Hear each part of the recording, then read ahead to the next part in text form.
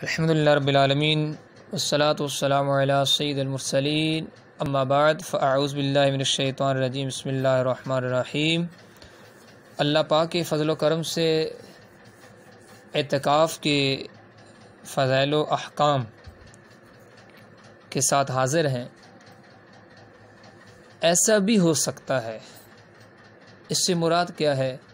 اعتکاف ایک بڑی پیاری سنت ہے اور ایسی پیاری عبادت ہے کہ معتکف چاہے مرد ہو چاہے عورت ہو، وہ جب اعتکاف بیٹھتا ہے تو بہت سارے گناہوں سے اپنے آپ کو بچا لیتا ہے، بہت سارے ایسے معاملات سے اپنے آپ کو بچا لیتا ہے کہ جو دور حاضر میں اعتکاف کے بغیر یعنی جو اعتکاف نہیں بیٹھتے وہ ان میں پھنستے چلے جاتے ہیں، جیسے مثلا غیبت، چغلی، حسد، بہتان وغیرہ، اور لڑائی جھگڑے اور بے حیائی سے اپنی نگاہوں کو پر کرنا۔ اسی طرح اور کتنے معاملات ہوتے ہیں کہ جو غیر معتکف جو اعتکاف میں نہیں ہوتا وہ ان گناہوں میں مبتلا ہو جاتا ہے، مگر معتکف جو ہے وہ ان چیزوں سے بچ جاتا ہے، اللہ پاک اسے محفوظ رکھتا ہے، اور چاہے وہ مرد اللہ کے گھر میں ہو یا عورت اپنے گھر کے اس جگہ پر جہاں وہ نماز پڑھتی ہے وہاں بیٹھ جائے، تو دونوں کے لیے یہ فضیلت ہے کہ وہ اللہ تبارک و تعالیٰ کی رحمت اور اللہ تبارک تعالیٰ کی ان پر خصوصی کرم نوازی ہوتی ہے کہ ان پر چھما چھم رحمت کی بارش برس رہی ہوتی ہے۔ تو چلتے ہیں اپنے موضوع کی طرف۔ رمضان مبارک کی 20ویں تاریخ کے غروب سے ذرا پہلے سے رمضان کی 29 یا 30 تاریخ یعنی جس دن عید کا چاند نظر آ جائے اس تاریخ کے غروب تک مرد کے لیے مسجد اور عورت کے لیے اپنے گھر میں جہاں نماز پڑھنے کے لیے جگہ مقرر کر رکھی ہے اس جگہ پر بیٹھنے کو اعتکاف کہتے ہیں۔ یعنی کہ یہ تعریف اعتکاف کسے کہتے ہیں؟ 20ویں تاریخ کے غروب سے تھوڑا پہلے سے اور رمضان کی 29 یا 30 تاریخ یعنی جس دن عید کا چاند نظر آ جائے اس تاریخ کے غروب تک مرد کے لیے مسجد، عورت کے لیے اپنے گھر میں جہاں نماز پڑھنے کے لیے جگہ مقرر کرے وہاں بیٹھنے کو اعتکاف کہتے ہیں۔ اعتکاف کے فضائل حدیث مبارکہ میں جس نے 10 دن یعنی آخری عشر رمضان میں اعتکاف کیا وہ اعتکاف 2 حج اور 2 عمروں کے برابر ہے۔ سبحان اللہ سبحان اللہ، یعنی اس کو 2 حج اور 2 عمروں کا ثواب ملے گا۔ حدیث مبارکہ میں جس نے عبادت سمجھ کر اور ثواب حاصل کرنے کے لیے اعتکاف کیا تو اس کے گزشتہ گناہ صغیرہ گناہ بخش دیے جائیں گے۔ اب اعتکاف کی 3 اقسام ہیں، وہ بھی یاد رکھیے گا تاکہ اعتکاف بیٹھنے والے ان چیزوں سے باخبر رہیں۔ ان سے پوچھا جائے آپ کون سا اعتکاف بیٹھے ہیں تو وہ فوراً بتا دیں میں سنت اعتکاف بیٹھا ہوں، نفلی اعتکاف بھی ہے اور اسی طرح اعتکاف واجب بھی ہے۔ واجب کیا؟ نظر کے اعتکاف واجب ہوتا ہے، نظر چاہے غیر معلق ہو، جیسے کوئی شخص بغیر کسی شرط کے اعتکاف کی نظر کرے، یا وہ معلق ہو جیسے کوئی شخص یہ کہے کہ اگر میرا فلاں کام ہو جائے تو میں اعتکاف کروں گا، یہ ہے واجب۔ تو جس دن کا وہ نیت کرے گا اس دن اس کے لیے بیٹھنا کیا ہے؟ واجب ہے۔ سنت مؤکدہ اعتکاف کیا ہے؟ رمضان کے آخری عشرے میں نبی کریم علیہ السلام سے پابندی کے ساتھ اعتکاف کرنا احادیث صحیحہ میں منقول ہے، مگر یہ سنت مؤکدہ بعض کے کر لینے سے سب کے ذمے سے اتر جائے گی، یعنی محلے میں اگر ایک بھی بیٹھ گیا نا تو سب سے یہ ادا ہو جائے گا، اگر کوئی نہیں بیٹھے گا تو پھر گناہ گار ہوں گے۔ اگلا جو ہے نا نوافل نفلی اعتکاف، وہ جب بھی آپ مسجد میں چلے جائیں نفلی اعتکاف کی نیت کر لیں۔ یہ تھے وہ اقسام کہ جنہیں سمجھنے کے لیے ہم سب کو ضروری ہے۔ اب مسائل کیا ہیں؟ واجب اعتکاف کے لیے روزہ شرط ہے، جب کوئی شخص اعتکاف کرے گا تو اس پر روزہ رکھنا بھی لازم ہوگا، یہ بھی ذہن میں رکھیے گا۔ اور اعتکاف مسنون میں تو روزہ ہوتا ہی ہے، اس لیے اس کی یہاں بیان کرنے کی ضرورت نہیں، ٹھیک ہے۔ تو واجب کی بھی آپ نے سن لیا کہ واجب میں بھی روزہ رکھنا اس کے لیے شرط ہے۔ اسی طرح نفلی جو اعتکاف ہے اس کے لیے روزہ شرط نہیں ہے۔ واجب اعتکاف کم از کم 1 دن ہو سکتا ہے، اور اس سے زیادہ جتنے دنوں کی نیت کرنا چاہے کر سکتا ہے۔ مسنون اعتکاف 1 عشرہ ہے، اس لیے کہ مسنون اعتکاف رمضان کے آخری عشرے میں ہوتا ہے۔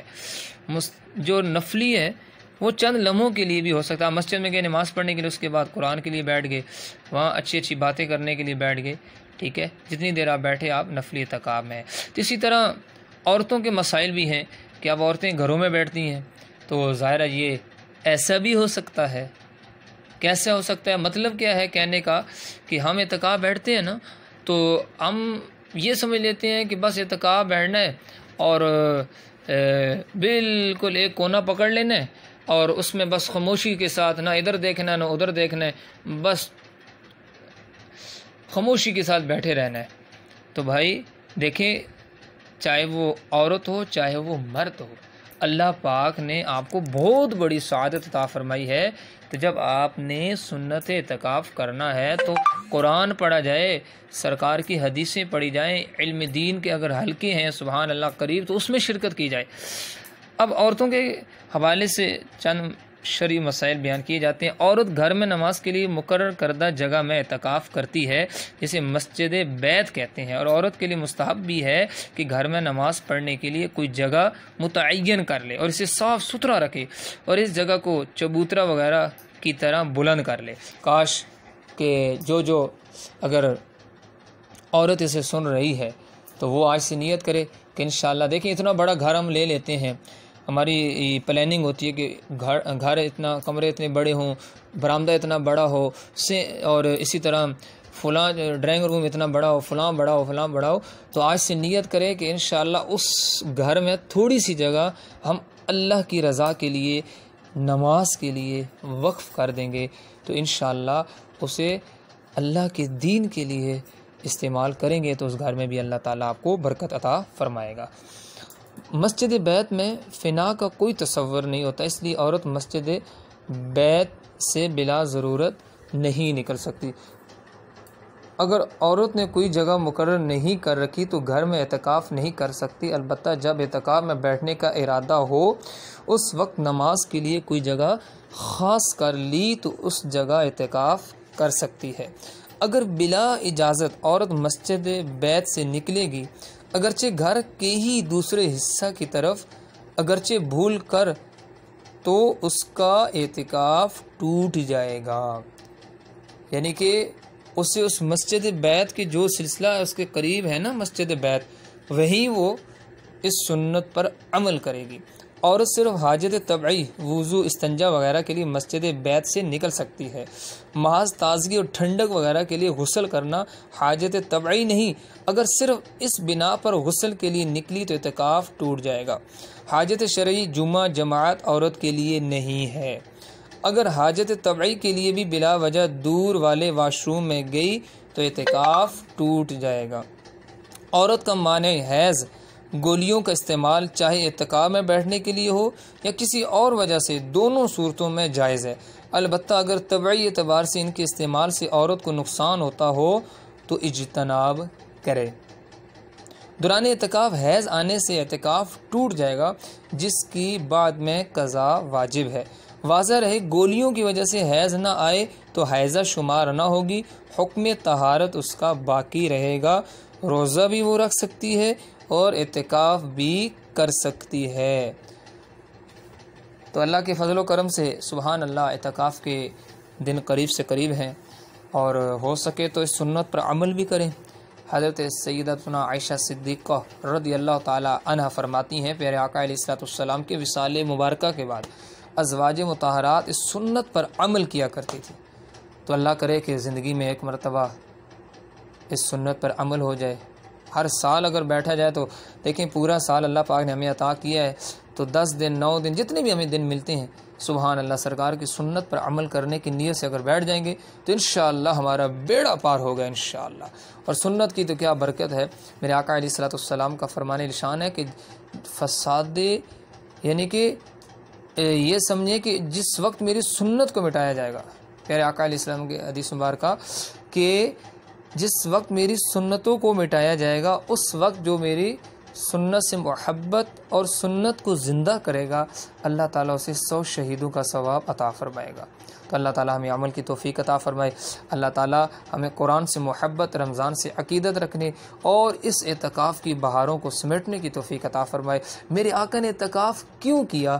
میرے آقا نے شب قدر کو تلاش کرنے کے لیے اعتکاف کیا۔ میرے آقا علیہ السلام نے پورے مہینے کا بھی اعتکاف فرمایا۔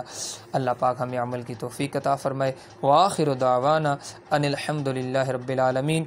نیت کریں گے انشاءاللہ اس سلسلے میں اوروں کو بھی شامل کریں گے، گھر والوں کو بھی سنائیں گے، سب کو سنائیں گے انشاءاللہ، اور عمل کی دنیا میں قدم رکھیں گے۔ اور یہ ہمارا الحمدللہ آپ کے سامنے جو سلسلے چلتے ہیں ہمارے ساتھ انشاءاللہ وابستہ رہیں گے تو آپ کو اصلاحی مواد ملتا رہے گا۔ اوروں کو بھی ہمارے ساتھ وابستہ رکھنے کی کوئی نیت کر لیں۔ اللہ تعالی ہمیں عمل کی توفیق عطا فرمائے۔ آمین بجاہ النبی الامین۔